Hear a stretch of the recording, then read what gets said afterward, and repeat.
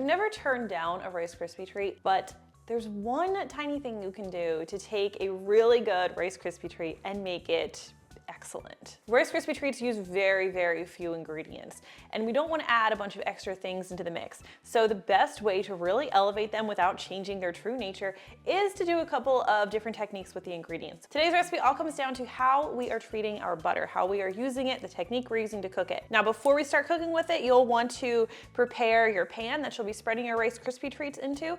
You want a 13x9 baking dish, just lightly grease it with some butter. That way the Rice Krispie treats come out nice and easily for you when you're ready to enjoy them. Back to our butter. Most Rice Krispie treats will melt the butter, add the other ingredients, and that's great. We're going to do something a little bit different. You'll need 8 tablespoons of butter for this recipe. I like to use salted. Not the case with a lot of my recipes, but in recipes that are more butter forward and not baked, like buttercreams and Rice Krispie treats, I will usually opt for a salted butter. It tends to help with the flavor a little bit better, whereas with a lot of baked goods, we need to control things in order to get the desired flavor. Now, this is a European style butter, which has a higher percentage of fat. With a recipe with so few ingredients, increasing the quality of your butter will increase the quality of your Rice Krispie treats, so opt for that if you can. But this recipe 100% works great with regular old, generic salted butter as well. So you don't have to splurge on the fancy stuff, but it's nice if you do. All right, we're going to turn our stovetop heat to medium. And if I didn't already say what technique we're using today, we're going to be browning our butter. If you haven't browned butter before, it's not really complicated. I'm going to walk you through the steps. Just keep your heat on medium,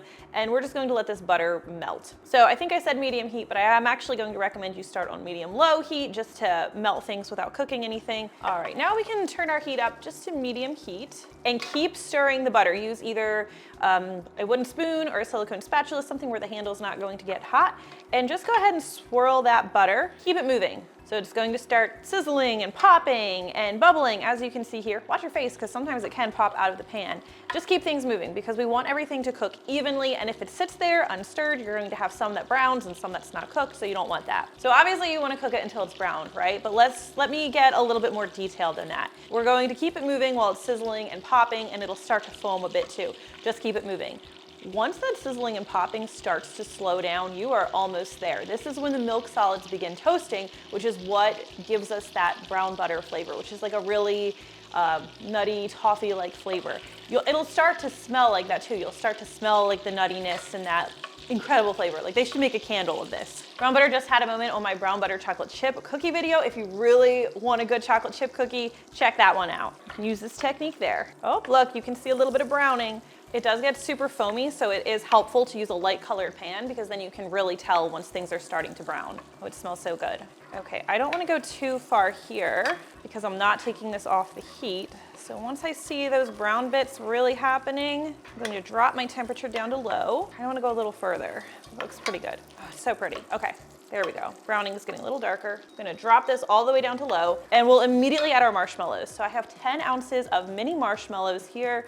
Go ahead and add those in and stir them right away. You don't want any burning to happen because your butter is, too hot at the bottom of the pan. So we'll just gently stir these. We can also add our vanilla extract here. You just need a half teaspoon of vanilla extract, which adds a really nice flavor. Couple of things when you're handling your marshmallows. Stir gently and don't cook on a high heat. Keep your heat on low. We're going just until melted. If you've ever had Rice Krispie treats that kind of like shattered when you break into them instead of that nice gooey stretchy pool, or at least that soft break, it's probably because your marshmallows got too hot, and it kind of causes them to crystallize and be too firm and shattery when you break into your Rice Krispie treat later. So just be gentle and keep your heat low. Takes a little bit more time, but it is worth it. I like to see my marshmallows and my butter mostly incorporated. It's okay if a little butter is floating, but the more butter that's floating, the more likely it is that your Rice Krispie treats will be a little greasy. So keeping it on a low heat and just gently incorporating really helps prevent that. You don't want them to be greasy. Okay, this looks great. So let me get this out of the way. So let's go ahead and add our Rice Krispie treats, or your crisp rice cereal. This is 6 cups. And once again, we want to be gentle mixing everything in. Just going to kind of gently fold in the Rice Krispies, or the crisp rice. Just doing gentle stirs, making sure we're getting everything nicely incorporated. Now, with my other Rice Krispie treat recipe, I add extra marshmallows. And I didn't do that here for a very intentional reason. Adding extra marshmallows does add a really nice like gooiness and chewiness to it, but it kind of diminished the brown butter flavor, and that's what really makes these amazing. So we'll go ahead and drop these in the pan. No extra marshmallows. I mean, you can add them if you want, but the flavor's just not as amazing. Get all that out. Anything left behind is my tax. Another key tip, anytime you're making Rice Krispie treats, don't smash them into the pan. You are going to just gently spread them into the pan. Let me grab a spatula. It'll make my life a little easier. If you pack in the Rice Krispies, they get super dense once they've cooled. You want to maintain more of a lightness with them. So I'm going to try to make them kind of even, but if you pack them in, they're gonna be dense. They'll be crunchy. They won't be nice and soft and chewy. These are not as squishy, gooey as my other version, which is amazing on its own, but the flavor is incredible with these. And they do still have that nice marshmallowiness to them. Ah, they're so good. You just need to let these cool for like 5 minutes. And then I like to add a little bit of flaky sea salt.